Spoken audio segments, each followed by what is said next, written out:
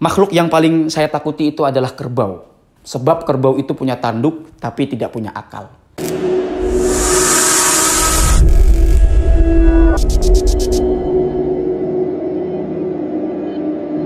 Assalamualaikum warahmatullahi wabarakatuh. Allahumma sholli ala sayyidina Muhammadin wa ala alihi wa sahbihi ajma'in, amma ba'du. Faya ayyuhal hadzirun, faya ayyuhan netizen. Mudah-mudahan kita semua masih dalam keadaan yang baik-baik saja, bergembira selalu, dan mudah-mudahan Allah Subhanahu wa taala memberikan keberuntungan kepada kita sehingga kita dikumpulkan bersama Rasulullah Sallallahu Alaihi Wasallam kelak. Amin Allahumma amin.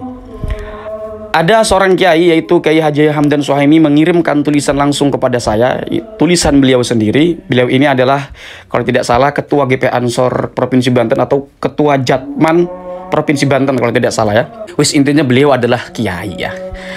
Ada yang menarik di mana di dalam tulisan ini beliau membawakan konsep dekonstruksi, di mana dekonstruksi itu adalah konsep daripada Jacques Derrida. Jacques Derrida ini adalah seorang filsuf kontemporer Perancis yang dianggap sebagai pengusung tema dekonstruksi di dalam filsafat pasca modern.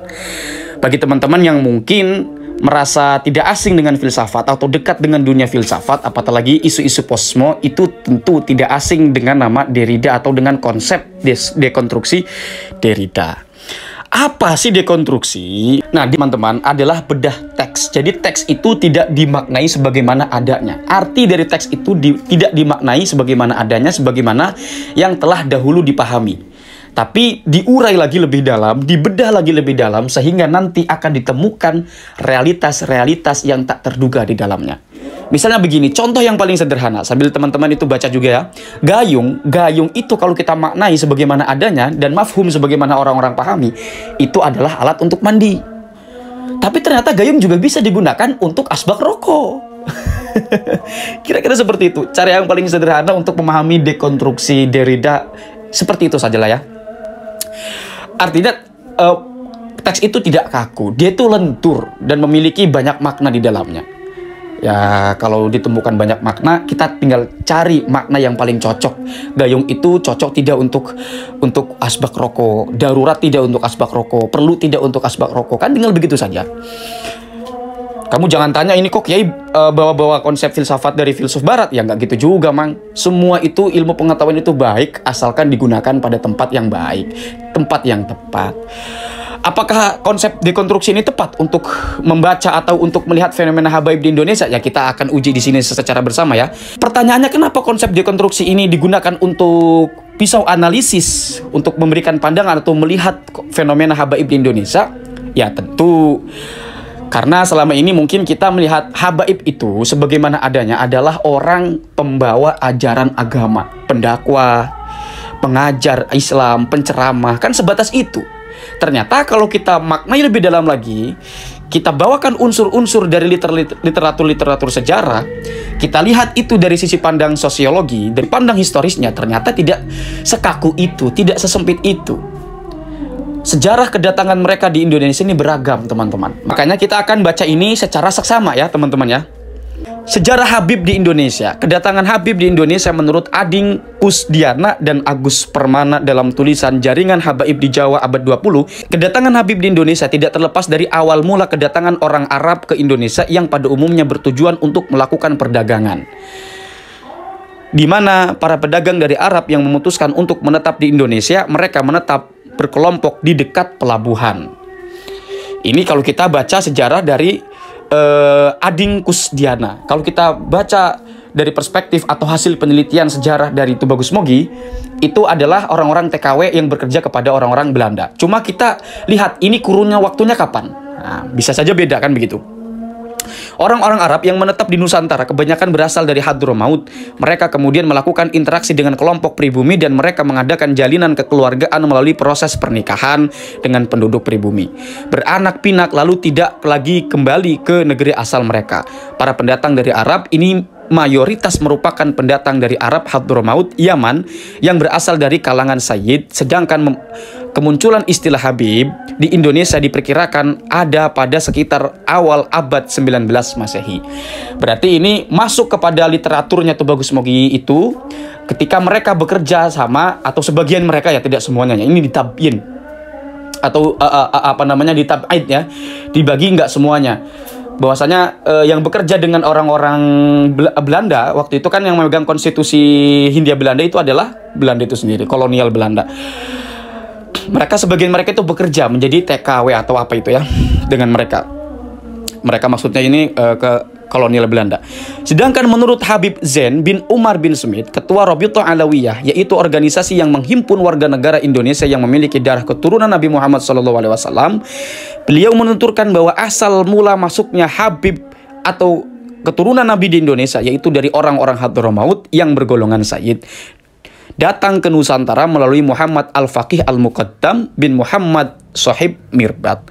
Menurut silsilah dan sejarah keluarga, keturunan Nabi yang pindah ke Hadramaut dari Basra yaitu Imam Ahmad bin Al-Muhajir. Beliau generasi ke-8 dari Ali bin Abi Thalib dan Fatimah Az-Zahra. Dari keturunan Imam Ahmad bin Muhajir hingga sampai ke Muhammad Faqih Al-Muqaddam yang pergi ke Asia Tenggara dan Indonesia. Mereka datang melalui Aceh dan wilayah barat lainnya. Selain itu atau setelah itu, masuklah gelombang kedua di abad 19 dan 20 Masehi. Oh, berarti memang ini ada dua generasi. Kalau kita komparasi dengan sejarahnya atau hasil penelitian sejarah daripada itu bagus mau gitu ya. Lalu kita melihat di sini peranan habaib ya. Menurut Habib Zain bin Umar Smith telah menjelaskan bahwa para sayyid yang datang dari Hadramaut mempunyai marga hingga mencapai sekitar 128 dari keturunan Al-Husain.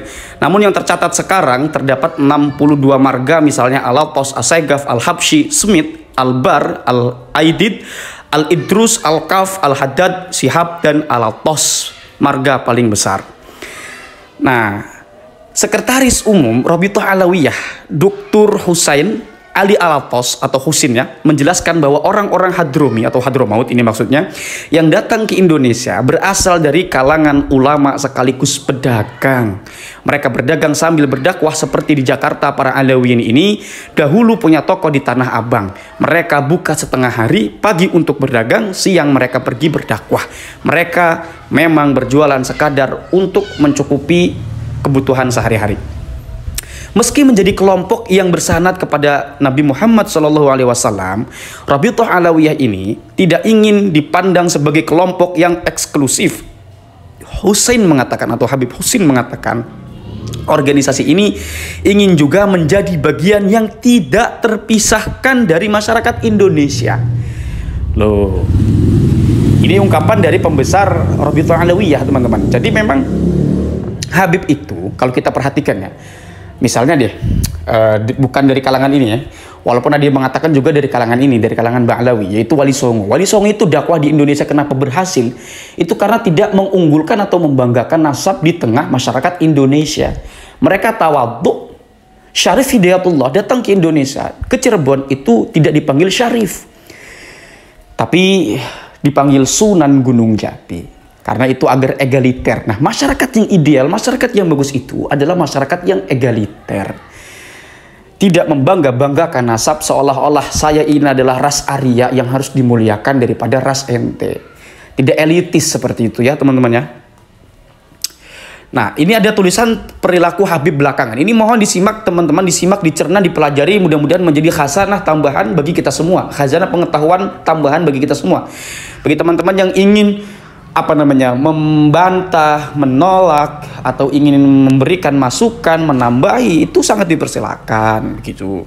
Dulu sebelum era reformasi, ya berarti sebelum era 98, kita mengenali figur Habib itu begitu mulia, hormat, begitu alim dan soleh. Kita pun berharap berkah atau berharap keberkahan dari mereka atau ngalap berkah. Sungguh terlalu manis untuk dikenang ketika Habib perilakunya baik, sopan, tawadhu, seperti mengikuti akhlak Rasulullah SAW. Terutama Habib yang datang dari Empang Bogor, dari Pekalongan, dan dari Kuitang. Memori tentang Habib-Habib era itu masih tersimpan di dalam pikiran kita. Betapa dulu itu mereka dimuliakan karena ilmu dan akhlak yang baik. Penghormatan atas para kiai kita jelas menunjukkan kearifan dan kebijaksanaan mereka. Mereka tidak heran sopan santun dan ketawaduannya menarik simpati orang-orang tua kita dulu. Dan itu yang diwariskan kepada kita agar hormat dan memuliakan habaib. Kini kita memasuki era reformasi. Deskripsi habaib dengan segala perilakunya yang baik, kemuliaan akhlak dan ilmunya rupanya dikotori oleh perilaku dan tindakan oknum-oknum Habib yang merasa mendapat dukungan mereka, yang merasa mendapatkan dukungan cinta dan para muhibbin, seolah mereka oknum Habib ini punya hak istimewa yang melekat tanpa ada yang bisa mengurai atik posisi strategisnya ini. Perilaku kotor itu akibat mereka berperan di gelanggang politik. Pengaruh dan kekuasaan selalu jadi motif mereka. Sebab kekuasaan justru lebih menjanjikan untuk mempertahankan eksistensi istimewanya di tengah masyarakat. Padahal keliru besar. Sebab dari titik politik praktis inilah arogansi, kepongahan, sombong, elitis, dan merendahkan martabat masyarakat pribumi lainnya tengah dipraktikan mereka, artinya sedang dipraktikan mereka. Ya, soal politik praktis ini kan arogan tidak arogan bukan hanya politik ya. Kalau kita mau meluaskan wacana, merasa lebih tinggi nasabnya, merasa lebih tinggi rasnya, itu kan tidak hanya Habib-Habib yang mungkin bermain di gelanggang politik. Di luar itu juga banyak. Ini kemudian ada tinjauan ilmiah nasab habaib yang kemudian isinya adalah tentang penelitian Kiai Haji Imaduddin Utsman. Ini saya lewat saja karena memang sudah dibahas di konten-konten YouTube saya sebelumnya, teman-teman ya. Tentang Ubaid, itu kemudian yang diinterpretasi oleh Habib Ali Asakron sebagai Ubaidillah, yang padahal itu setelah ditelisik Ubaid tanpa idhofah Allah. Jadi Ubaid saja. Jadi intinya di situ Kiai Haji Imaduddin Utsman ingin menegaskan bahwasanya Abdullah yang terdapat kitab As-Suluk Habib Ali Asakron itu bukanlah Ubaidillah. Yang konon katanya kan ada di abad ke-8 itu, yang kemudian dikatakan Habib Hanif di dalam podcast itu ya, atau di dalam karyanya. Saya lewat saja bagian ini ya. Kemudian dekonstruksi pemahaman atas Habib. Nah, kita masuk ke persoalan tulisannya. Karena kan tadi judulnya itu adalah melihat fenomena Habib dengan pisau analisis dekonstruksi Derrida. Kajian epistemologis yang ditulis Kiai Haji Imaduddin Utsman di atas itu, ya yang saya lewat itu. Kenapa saya lewat? Karena sudah mafhum, teman-teman juga mungkin sudah paham, ini isunya sudah lama ya. Menjadi pintu masuk bagi kita sebagaimana masyarakat pribumi yang merasa menjadi kelas bawah di hadapan mereka, oknum Habib yang arogan dan sombong, untuk memahami ulang atau mendekonstruksi ulang. Dekonstruksi itu membongkar dan menempatkannya kembali. Kita mau ngerokok nggak ada asbak, ambil gayung untuk asbak, lalu itu dibersihkan, ditempatkan lagi ya. Jadi kira-kira seperti itu. Jadi mendekonstruksi ulang ini adalah bahwa secara ilmiah nasab nasab Habib di Indonesia belum terkonfirmasi sebagai zuriat Rasulullah SAW. Ini artinya sikap kita selama ini atas beberapa Habib yang tidak sama sekali mencerminkan akhlak Rasulullah SAW tidak perlu lagi kita hormati atau kita memuliakan. Bahkan keistimewaan yang melekat di diri mereka agaknya harus kita copot dan menggantikannya dengan sikap sama rata kepada umumnya masyarakat Indonesia. Bukankah semangat demokrasi kita adalah diprinsipi sikap dan pemikiran yang egalitarian?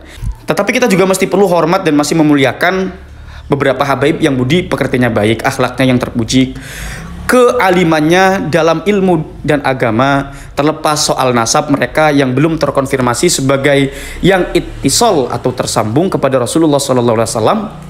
Karena kemuliaan mereka para habib yang terhormat bukan karena nasab, tapi karena ilmu dan akhlaknya. Nah, dari sini dapat kita simpulkan, teman-teman.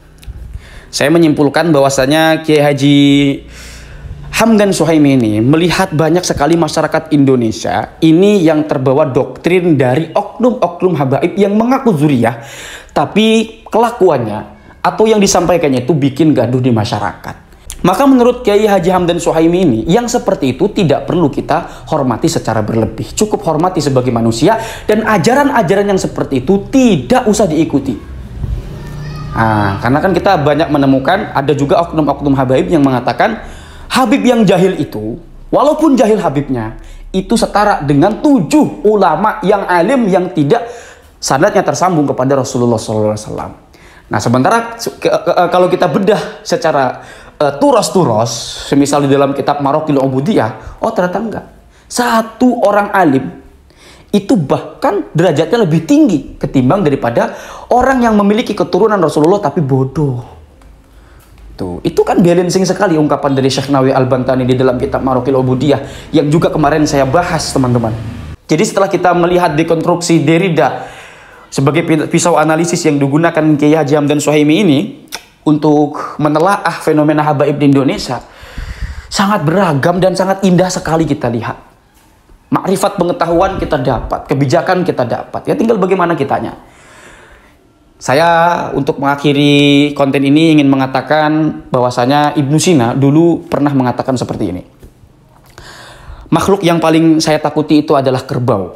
Sebab kerbau itu punya tanduk tapi tidak punya akal. Hadanallahu wa iyyakum ajmain. Wassalamualaikum warahmatullahi wabarakatuh.